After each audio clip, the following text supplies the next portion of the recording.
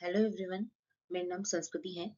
MPPSC mains की हमारी जो वीडियो सीरीज चल रही है उसमें हम लोगों ने पेपर 3 पार्ट ए इकोनॉमिक्स के अंतर्गत आने वाली यूनिट 2 से स्टार्ट किया है, जिसके अंतर्गत हम लोगों ने फिस्कल पॉलिसी यानी कि राजकोषीय नीति, मॉनेटरी पॉलिसी यानी कि मौद्रिक नीति, इसके अलावा हम देखेंगे पॉवर्टी यानी कि गरीबी। ये तीनों टॉपिक्स को हम कंप्लीट कर चुके हैं। आज का हमारा टॉपिक है बेरोजगारी यानी कि अनएम्प्लॉयमेंट। तो ये लेक्चर देखने के पहले आप बाकी के सारे लेक्चर्स देख सकते हैं जाके। आज का टॉपिक है बेरोजगारी यानी कि अनएम्प्लॉयमेंट। तो सबसे पहले हमें ये समझना है कि बेरोजगारी होती क्या है। तो एनएसएसओ जो है उसके हिसाब से हम देखें तो 15 से 59 वर्ष का कोई भी व्यक्ति जो काम करने का इच्छुक हो, सक्षम हो और काम मांग रहा हो, परंतु उसे काम न मिले, उस स्थिति को हम बेरोजगारी कहते हैं। मतलब ऐसा व्यक्ति जो काम करना चाहता है, ठीक है ना, जो व्यक्ति काम करना चाहता है और उसमें योग्यता भी है पर उसको काम नहीं मिल रहा, तो वो व्यक्ति बेरोजगार कहलाता है। पर यदि कोई व्यक्ति अपनी स्वेच्छा से ही काम नहीं करना चाहता, कुछ लोग होते हैं ऐसे जो कि खुद से काम ही नहीं करना चाहते, तो उनको हम बेरोजगार नहीं बोलेंगे, ठीक है ना। तो बेरोजगार वो व्यक्ति होगा जो खुद काम करना चाहता है पर उसे काम नहीं मिल रहा, तो वो व्यक्ति क्या कहलाएगा, बेरोजगार कहलाएगा। अब ये जो तीन टर्म्स है उसको पहले समझेंगे हम। सबसे पहले है कार्यबल। कार्यबल यानी कि वर्किंग फोर्स क्या होती है। वर्किंग फोर्स का मतलब ये होता है कि वह व्यक्ति जो कार्य करने की क्षमता, योग्यता और इच्छा रखता है और उसे रोजगार प्राप्त हो गया है, तो उसे हम कार्यबल के अंतर्गत मानते हैं। तो वो व्यक्ति जो कार्य करने की चाह भी रखता है कि उसको काम करना है, उसमें योग्यता भी है, प्लस उसे काम मिल भी गया, तो वो व्यक्ति जो है वो वर्किंग फोर्स यानी कि कार्यबल के अंतर्गत आता है। आगे बढ़ते हैं। दूसरा है बेरोजगारी। तो अभी हम लोगों ने देखा कि वो व्यक्ति जो कार्य करने की इच्छा तो रख रहा है पर अभी उसको काम नहीं मिला है। वर्किंग फोर्स यानी कि कार्यबल में हमने क्या देखा कि कार्य करने की इच्छा भी रख रहा है प्लस उसे कार्य मिल चुका है। पर हम बेरोजगारी के अंतर्गत देखेंगे कि वह व्यक्ति जिसे कार्य करने की इच्छा तो है परंतु उसे अभी रोजगार नहीं मिला है, तो उसे हम क्या कहेंगे, बेरोजगारी कहेंगे। अब हम देखते हैं कि श्रम बल। श्रम बल यानी कि लेबर फोर्स का मतलब क्या होता है। तो लेबर फोर्स में बेरोजगारी भी आ जाएगा और कार्यबल भी आ जाएगा। मतलब वह व्यक्ति जो काम करना चाहता है, ठीक है ना, वह व्यक्ति जो काम करना चाहता है प्लस उसे काम मिल गया हो, और वह व्यक्ति जिसे काम अभी तक नहीं मिला हो। मतलब इसमें कार्यबल भी आ जाएगा, मतलब वर्किंग फोर्स भी इसके अंतर्गत आ जाएगी और बेरोजगारी भी इसके अंतर्गत आ जाएगी। इन दोनों को मिला के हम क्या बोलते हैं, लेबर फोर्स।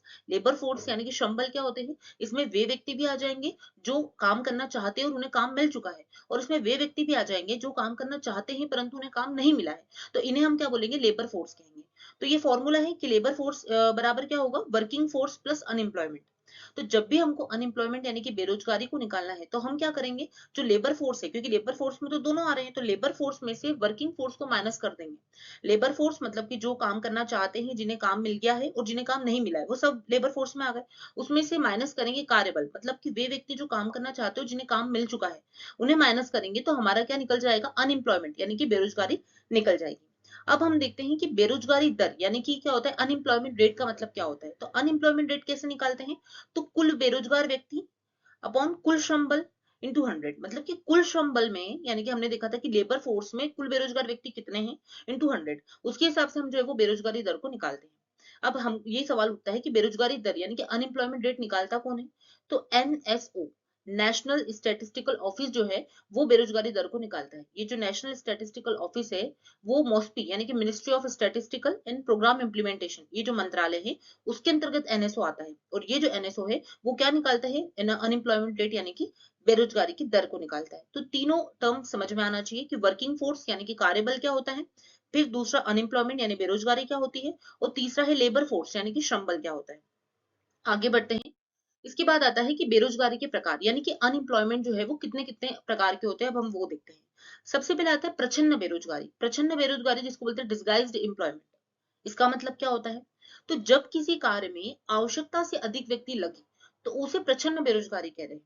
ठीक है, ऐसा रोजगार जहां लोग काम तो करते हुए दिखाई दे रहे हैं लेकिन वास्तव में उनकी उत्पादकता शून्य है। अब इसको हम एक एग्जाम्पल से समझते हैं। जैसे कि अब एक खेत है, ठीक है, इस खेत में 5 लोग काम कर रहे हैं और 5 लोग काम करके 10 क्विंटल गेहूं जो है उसका उत्पादन करते हैं। अब मान लो एक व्यक्ति जो एक घर है और उस घर में जो है वो 5 लोग तो पहले ही से काम कर रहे हैं, उस घर से 2 लोग और आ गए खेत में काम करने के लिए। ठीक है, अब कितने हो गए, 7 लोग हो गए। पर 7 लोग होने के बाद भी प्रोडक्शन उतना ही है, मतलब 10 क्विंटल ही। इसका मतलब ये हुआ कि ये जो 2 लोग बड़े भी, तो इनकी उत्पादकता शून्य है। मतलब इनके आने से उत्पादन पे कोई प्रभाव पड़ा क्या? नहीं। उत्पादन तो सिर्फ उतना ही है, पहले भी 10 क्विंटल उत्पादन हो रहा था गेहूं का और अभी भी 10 क्विंटल हो रहा है। इसका मतलब ये है कि प्रच्छन्न बेरोजगारी का मतलब ये है कि व्यक्ति कार्य करते तो दिखाई दे रहा है, परंतु उसकी उत्पादकता कुछ नहीं होती। ठीक है, मतलब अनावश्यक रूप से जो है वो व्यक्ति कार्य कर रहा है, मतलब आवश्यकता नहीं थी इन दो व्यक्ति की, तो भी व्यक्ति इसमें कार्य कर रहा है और उनकी उत्पादकता शून्य है। मतलब कि उनके आ जाने से भी क्या हो रहा है, कार्य में कोई असर पड़ रहा है क्या? नहीं पड़ रहा है। तो इसे हम क्या बोलते हैं? प्रच्छन्न बेरोजगारी। और अधिकतर ये जो बेरोजगारी है प्रच्छन्न वाली, वो खेतों में, ठीक है ना, कृषि में अधिकतर देखी जाती है। ठीक है ना, कि एक घर के 10-10 लोग काम कर रहे हैं, भले ही उसमें जो है वो प्रोडक्शन इतना नहीं हो पा रहा है। ठीक है, अगर वो 4 लोग काम करे तो भी उतना ही प्रोडक्शन हो रहा है और 10 लोग काम करे तो भी। इसका मतलब है क्या है कि वो जो 6 लोग हैं वो तो फालतू में काम कर रहे हैं उसमें। ठीक है, तो ये इसमें देखा जाएगा। तो प्रच्छन्न बेरोजगारी जो है वो अधिकतर आप देखेंगे कृषि में, या फिर जो अनऑर्गेनाइज सेक्टर होता है वहां पर आपको प्रच्छन्न बेरोजगारी बहुत दिखने को मिलती है। आगे बढ़ते हैं। स्ट्रक्चरल अनएम्प्लॉयमेंट यानी कि संरचनात्मक बेरोजगारी। अब इसका मतलब क्या होता है? तो ऐसी स्थिति जहां अर्थव्यवस्था में मूलभूत बदलाव के कारण लोगों के पास उपलब्ध कौशल और बाजार में मौजूद नौकरियां, इनके बीच में असंतुलन हो जाता है, जिससे लोग बेरोजगार हो जाते हैं। अब इसको हम एक एग्जांपल से समझते हैं। जैसे कि 2020 के आसपास कोरोना आया। अब जो टीचर्स को ब्लैक बोर्ड पे पढ़ाने की आदत थी, ठीक है, अब क्या हुआ कि कोरोना आ गया तो सबको ऑनलाइन क्लासेस लेने का कहा गया। अब जिसमें कौशल था, ठीक है, और जिसमें कौशल था उसने तो क्या करी, ऑनलाइन क्लास रहे। पर कुछ लोग ऐसे हैं जिनको पढ़ाना तो आता है, परंतु क्या है, उनको डिजिटल रूप में, मतलब क्या है कि ऑनलाइन जो है वो नहीं पढ़ा पाते क्योंकि उनमें वो कौशल नहीं है। तो उनको क्या किया जाएगा? उनको जो है वो रोजगार से निकाल दिया जाएगा। तो ऐसी बेरोजगारी को संरचनात्मक बेरोजगारी, मतलब क्या है कि अर्थव्यवस्था में अगर चेंजेस हो रहे हैं पर आपके कौशल में आपकी स्किल जो है वो उस चेंजेस के हिसाब से नहीं है, मतलब बाजार में जो मांग है और आपके पास जो कौशल है उसमें असंतुलन है। ठीक है, उसके कारण अगर आप को नौकरी से निकाला जा रहा है या उसके कारण अगर आप बेरोजगार है तो उसे हम क्या बोलेंगे? संरचनात्मक बेरोजगारी। ठीक है, तो संरचनात्मक बेरोजगारी का मतलब यही है कि अगर पहले जैसे टीचर एग्जाम्पल हमने यही दिया कि टीचर्स थे, पहले काम करते थे ब्लैक बोर्ड पे पढ़ाते थे, पर जैसे ही कोरोना आया वैसे जो है वो सबको ऑनलाइन क्लासेस लेनी पड़ी। तो जिसमें कौशल था वो तो ले लेगा ऑनलाइन क्लास, जिसमें कौशल नहीं था उसको नौकरी से निकाल दिया जाएगा। तो वो बेरोजगारी कैसी होगी? संरचनात्मक बेरोजगारी कहलाएगी। आगे बढ़ते हैं। अब देखते हैं कि चक्रीय बेरोजगारी यानी कि साइक्लिक अनएम्प्लॉयमेंट का मतलब क्या होता है? साइक्लिक अनएम्प्लॉयमेंट का मतलब क्या होता है? तो ऐसी स्थिति जब मंदी आने पर बेरोजगारी बढ़ेगी और आर्थिक वृद्धि होने पर कम होगी। साइक्लिक बेरोजगारी का मतलब क्या होता है? साइकिल चलेगा पूरा। जैसे कि हमारी अगर हम अर्थव्यवस्था की बात करें, तो कोई भी अर्थव्यवस्था में एक पॉइंट के बाद जो है वो बूम आ जाता है। ठीक है, मतलब अर्थव्यवस्था में बहुत ज्यादा वृद्धि हो जाती है। ठीक है, आर्थिक वृद्धि हो जाती है और फिर थोड़े समय बाद जो है वो रिसेशन भी आता है। ठीक है, मतलब मंदी भी आती है, फिर जो है वो अर्थव्यवस्था में बूम आता है। इस प्रकार से जो है वो इकोनॉमी का एक चक्र चलते रहता है। ठीक है, तो जब इकोनॉमी में बूम आता है तब तो आर्थिक वृद्धि हो रही है, तो रोजगार कम, बेरोजगारी कम हो जाएगी। ठीक है ना, लोगों को रोजगार मिलना शुरू हो जाएगा। पर जब रिसेशन आएगा यानी कि मंदी आएगी, तो लोगों को जो है वो नौकरी से कई बार क्या होता है, बाहर निकाल देते हैं। भाई मंदी आ रही है तो जैसे ऑफिस है तो ऑफिस में अगर 20 एम्प्लॉय काम कर रहे हैं, ठीक है, या फिर कहीं पे फैक्ट्री है यहाँ पे 20 एम्प्लॉय काम कर रहे हैं, तो पहले प्रोडक्शन हो रहा था इसलिए 20 एम्प्लॉय काम कर रहे थे। पर अब अर्थव्यवस्था में क्या है, मंदी है, लोगों की डिमांड ही नहीं है, तो प्रोडक्शन में अभी भी 20 लोगों को लगा के क्या करेंगे वो? नहीं, तो वो क्या करेंगे, 10 लोगों को निकाल देंगे। ठीक है, तो वो जो 10 लोग निकाल दिए गए तो वो क्या हो गए, बेरोजगार हो गए। तो चक्रीय बेरोजगारी का मतलब ये होता है कि जब अर्थव्यवस्था में मंदी आती है, ठीक है ना, तब क्या होता है कि लोगों को निकाल दिया जाता है नौकरी से, तो तब बेरोजगारी आ जाती है। और अगर बूम आता है तो क्या होता है, बेरोजगारी कम हो जाती है। तो इसे क्या बोलते हैं, चक्रीय बेरोजगारी यानी कि साइक्लिक अनएम्प्लॉयमेंट। आगे बढ़ते हैं। अब देखते हैं तकनीकी बेरोजगारी। तकनीकी बेरोजगारी का मतलब क्या होता है, यानी कि टेक्नोलॉजिकल अनएम्प्लॉयमेंट। तकनीकी में परिवर्तन के कारण जब जॉब का लॉस होता है। तकनीक में परिवर्तन के कारण क्या होता है? तो जैसे कि मान लो 10 महिलाएं मिलकर एक दरी को बनाती थी, ठीक है, अब क्या हो गया, मशीन आ गई। तो मशीन आ गई तो अब जो है वो 10 महिलाओं की आवश्यकता ही नहीं है, एक ही महिला है वो मशीन को ऑपरेट कर लेगी और दरी को बना लेगी। तो वो जो 9 महिलाएं हैं उनको काम से निकाल दिया जाएगा। तो वैसी बेरोजगारी जिसमें तकनीकी के परिवर्तन के कारण जब बहुत सारे लोगों का जॉब लॉस हो जाता है, तो इसे टेक्नोलॉजिकल अनएम्प्लॉयमेंट कह रहे हैं। ठीक है, तो तकनीकी बेरोजगारी देखो, संरचनात्मक बेरोजगारी अलग है तकनीकी बेरोजगारी से।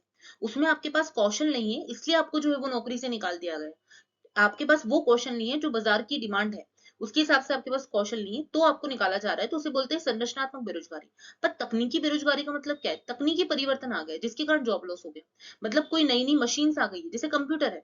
ठीक है, पहले लोगों को बही खाता लिखने के लिए जो है वो लोगों को हायर किया जाता था। ठीक है, बही खाता लिखते थे बहुत बहुत सारे लोग, पर अब क्या हो गया, कंप्यूटर आ गया, तो अब एक व्यक्ति जो है वो कंप्यूटर पे क्या करेगा, अकाउंट को मैनेज कर सकता है। ठीक है, तो तकनीकी में परिवर्तन के कारण जब बहुत सारे लोगों का जॉब लॉस होता है तो इसे हम क्या बोलते हैं, टेक्नोलॉजिकल अनएम्प्लॉयमेंट। आगे बढ़ते हैं। अब एक घर्षणात्मक बेरोजगारी जिसको बोलते हैं फ्रिक्शनल अनएम्प्लॉयमेंट। इसका मतलब क्या होता है? एक रोजगार छोड़ने के बाद दूसरा रोजगार प्राप्त करने की अवधि तक की बेरोजगारी को घर्षणात्मक बेरोजगारी यानी कि फ्रिक्शनल अनएम्प्लॉयमेंट कहते हैं।